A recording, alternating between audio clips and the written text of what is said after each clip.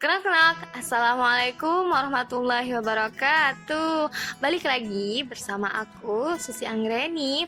Buat teman-teman yang kangen dengan podcast ini, aku minta maaf ya karena nggak bisa update sesering mungkin karena berhubung kesibukan dan lain hal. Dan juga sesuai dengan tagline podcast ini, kita baca dulu ya. Selamat datang di ruang tamu. Lama tak menyapa, mari bercerita. Hari ini aku akan bahas tentang autoimun, tapi aku nggak sendiri karena aku ditemenin sama Andin. Nah, dia ini salah satu pengidap autoimun. Jadi kita bakal tanya-tanya dia. Assalamualaikum Andin. Waalaikumsalam Teteh. Gimana nih kabarnya? Alhamdulillah. Oke, Andin udah siap ya? Hari ini kita bakal bahas tentang autoimun. Siap dong. Kalau boleh tahu sebenarnya autoimun itu apa sih? Jadi dari pengalaman Andin punya, dari keterangan dokter dan yang Andin cari tahu di internet tentang autoimun itu apa. Jadi Andin nyimpulin bahwasanya autoimun adalah sebuah penyakit ketika sistem kekebalan tubuh ini menyerang sel-sel sehat kita, Teh. Oh gitu. Terus perbedaannya antara penyakit ini dan penyakit lain apa? Kira-kira penyakit ini punya gejala sendiri atau enggak? Kalau misalnya ditanya tentang gejala, pasti setiap penyakit itu ada gejalanya ya Teh ya. Cuman untuk autoimun ini memang sangat sulit dikenali gejalanya. Saya juga awal kena autoimun ini, itu saya nggak menyangka karena saya merasa bahwasannya saya sehat-sehat saja, tidak ada gejala apapun. Tapi belakangan ini saya ngerasa bahwasannya saya tuh mudah lelah, mudah capek, dan badan saya tuh mudah lemas. Nah, saya kira saya kecapean. Ya biasalah, setiap orang juga seperti itu kan. Tetapi pas waktu di puncaknya, suatu hari saya ketiduran tanpa saya sadar. Ya, otomatis pas itu saya langsung lah periksa ke rumah sakit. Nah, setelah periksa, ternyata dokternya menyatakan saya kena yang namanya penyakit autoimun. Nah, awalnya saya tidak terlalu panik karena saya tidak tahu autoimun itu apa. Iya, ternyata masih banyak loh orang yang belum tahu tentang penyakit autoimun ini, termasuk aku. Iya, jadi kayak gimana ya, autoimun itu ternyata bahaya gitu. Jadi juga bisa mematikan gitu. Kirain saya, penyakit autoimun tuh mungkin karena kita kelelahan aja gitu, dan resikonya nggak terlalu besar. Itu. Kalau nggak salah, penyakit ini tuh nggak bisa disembuhin ya. Cuman gejalanya bisa direda doang. Iya nggak sih? Ya, seperti itu Teh. Cuman tadi kan untuk masalah gejala dulu ya. Masalah gejala itu yang pertama, kalau misalnya gejala ringan, itu kayak badan kita tuh ngerasa lemes aja gitu. Kayak seolah-olah apa yang kita makan tuh nggak nggak memberikan sesuatu yang positif di badan kita, seperti itu. Kayak kekebalan tubuh kita menurun, padahal kitanya kayak ngerasa makanan asupan gizi selalu sehat-sehat aja. Nah, tapi ternyata kita nggak tahu autoimun tuh sedang menyerang tubuh kita gitu, sedang mengancam kesehatan kita, seperti itu. Terus untuk mengobati penyakit ini gimana caranya? Nah, untuk pengobatan yang saya direkomendasikan dari dokter itu ada beberapa pengobatan. Di antaranya untuk yang memang mau minum obat ya, atau mengonsumsi obat, itu ada yang namanya steroid ya. Steroid. Nah, itu salah satu obat untuk menekan sistem kekebalan tubuh, bukan obat autoimun, karena selama ini autoimun tuh belum ada obatnya Teh. Oh gitu. Tapi bukannya steroid itu ngasih efek yang jelek ya buat tubuh? Nah iya, jadi autoimun tuh memang ngasih efek yang jelek buat tubuh. Salah satunya dia memang menebalkan sistem ketebalan tubuh kita, tapi dia juga bisa merusak sistem yang lain di dalam tubuh kita gitu. Ya salah satunya mungkin yang nggak cocok minum obat, dia bisa kulitnya bisa rusak gitu, karena emang dosisnya juga rada tinggi. Nah, tapi kita nggak perlu khawatir sih sebenarnya yang punya autoimun tuh, karena kita bisa kok ibaratnya make obat-obat herbal gitu yang sekiranya dia itu nggak punya resiko tinggi. gitu. Jadi itu kayak pengganti steroid gitu ya? Iya. Kalau boleh tahu apa aja tuh? Nah, biasanya sih resep dari autoimun untuk obat herbal itu ada beberapa ya, Teh.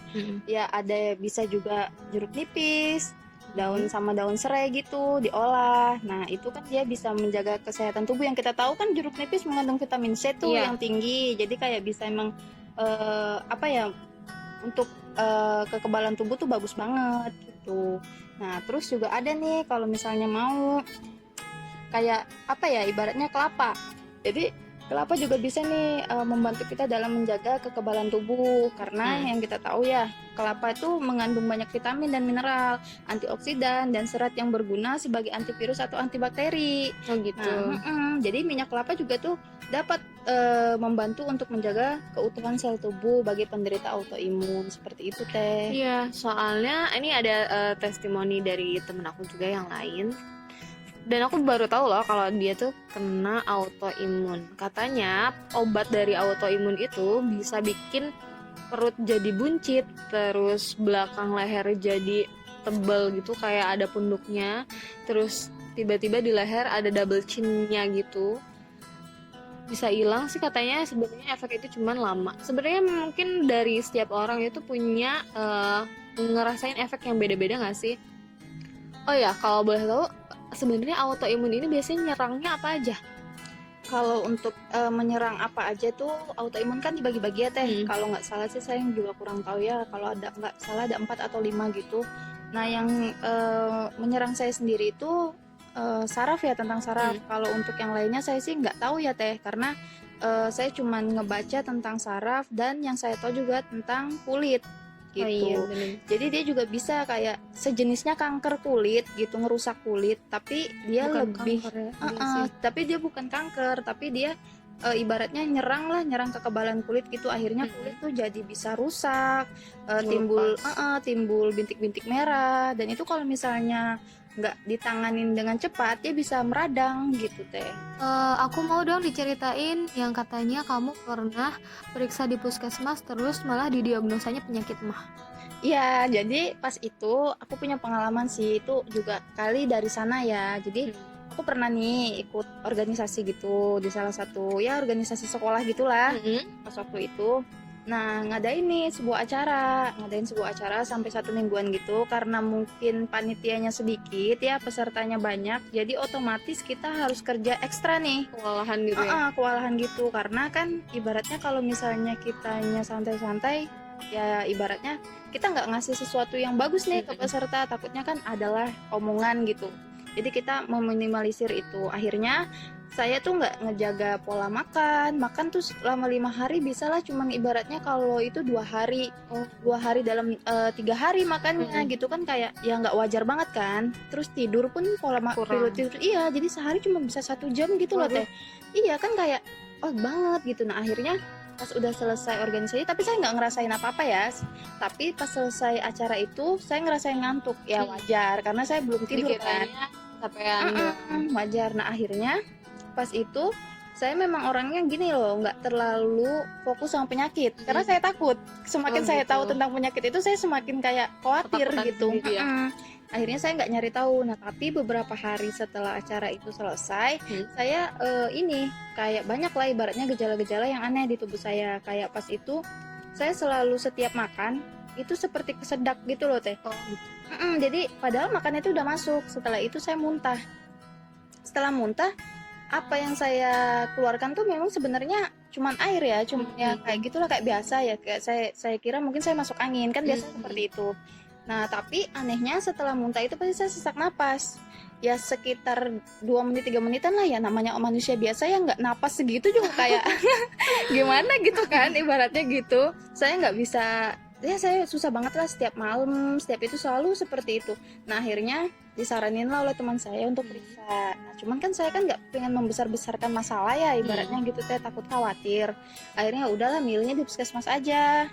Nah, pas waktu di puskesmas saya dikasih obat dong. Sebenarnya dokternya pun nggak bilang ngebahas yang lainnya gitu, cuman bilang kamu kecapean ya gitu kan. Saya percaya namanya dokter kan, kamu kecapean, pola makannya itu mungkin sakit mah ya, masuk akal tapi ya juga sih diagnosanya dikira orang masuk angin mungkin kan, gara-gara nggak ini apa sih, nggak tidur sama terus pola makan juga kurang, pasti maksudnya kesana lah ini ya si diagnosanya. Ya nggak Iya, sih? seperti itu. Apalagi kan itu kan mungkin dokter umumnya, jadi kurang spesifik lah dalam pemeriksaan. Apalagi saya kan pas itu nggak ngikutin pemeriksaan laboratorium kan. Jadi ya sudah wajar lah, saya juga akhirnya sih saya dikasih obat emah nih. Obat emah. Oh iya, emah mungkin ya, saya ya mungkin ya, karena emang kan gejala-gejala emah yang saya tahu juga sering Kurang lebih mual. kayak gitu. Iya, sering kayak gitulah. Ya aja ya. Percaya aja, gimana lagi gitu kan. Tapi pas waktu itu anehnya saya sembuh. Gejala itu hilang gitu tuh. Jadi oh ya udah, saya emah, terus juga nggak pernah ada gejala-gejala apalagi, walaupun saya makan pedas gitu dan lain-lain nggak ada gitu. Ya saya juga orang Indonesia ya, pencinta pedas gitu kan ibaratnya, jadi nggak kayak oh udah sembuh nih, udah sembuh. Nah ternyata pas sudah setelah itu berbulan-bulan sudah nggak ada gejala. Pas waktu pas waktu saya sudah kerja gitu kan, ya mungkin tenaga juga sudah diporsir lagi, saya baru kayak nemu gejala yang aneh gitu di diri saya. Ngantuk. Tapi itu lucu banget sih, emang ketiduran sampai berjam-jam gitu dan langsung dibawa ke dokter. Iya, Baru dari sana tuh baru ketahuan. iya gitu. Mungkin saya kalau misalnya nggak orang yang bawa juga gitu ya, saya juga nggak bakalan mau ke dokter gitu. Iya. Karena saya tuh orangnya mikirnya oh ya udahlah, namanya masuk angin biasa gitu tuh. Cuman pas waktu tahu pun saya nggak kaget-kaget begitu teh, karena saya nggak tahu. Setelah saya cari tahu, ya ini yang buat saya takut sih sebenarnya. Iya. Ternyata kita baru tahu kalau ternyata penyakit itu tuh autoimun. Nah, yang agak aneh dari penyakit ini tuh sebenarnya berasal dari sel darah putih yang salah mendiagnosa. Jadi kayak saling seuzon gitu loh sama sel darah putih yang lain. Iya ya, bahasanya kalau orang mah seuzon gitu ya. Iya, jadi sel darah putih itu saling menyerang sel darah putih lain. Jadi yang menyebabkan kekebalan tubuh kita itu berkurang gitu, yang harusnya biasanya kita kan jaga imun, ini malah imun tuh saling nyerang satu sama lain. Terus menurut kamu biar kira-kira teman-teman yang lain jaga kesehatannya, kira-kira tipsnya apa aja nih? Kalau menurut saya kan udah banyak lah pepatah yang bilang kesehatan tuh lebih mahal daripada apapun kan. Ya orang sakit nggak enak, orang juga tahu orang sakit itu nggak enak. Jadi bagi teman-teman nih yang sekiranya sekarang masih menyepelekan gitu tentang kesehatan gitu, mulai dari sekarang ya jaga pola makan. Kalau bisa sih ya diiringi dengan buah-buahan, sayur-sayuran, jangan hanya makan makanan yang siap saji seperti apalagi mie instan ya, yang kita tahu kan kalau kebanyakan gitu itu juga kita kan nggak baik. Nah kalau gitu juga ya menurut saya ini teh ya, orang sehat juga wajib banget gitu harus periksakan kesehatannya ke dokter gitu, untuk periksalah secara keseluruhan, barangkali ada penyakit yang memang nggak tanpa gejala gitu tapi muncul nanti kalau sudah parah, kan itu lebih parah banget tuh. Nah, kan lebih baik mencegah daripada mengobati. Itu sih saran dari aku buat kalian semua yang masih sehat-sehat walafiat nih. Oke, makasih banyak Andin atas sharing-sharingnya hari ini. Semoga kita bisa tetap jaga kesehatan kita dan nggak sampai ngedrop ya, baru tahu akhirnya sakitnya apa. Buat teman-teman yang mau tulis kritik, saran, dan komentar apapun bisa langsung di kolom komentar. Tak perlu jadi orang lain, cukup jadi diri kamu yang paling baik. And see you in my next podcast. Assalamualaikum warahmatullahi wabarakatuh.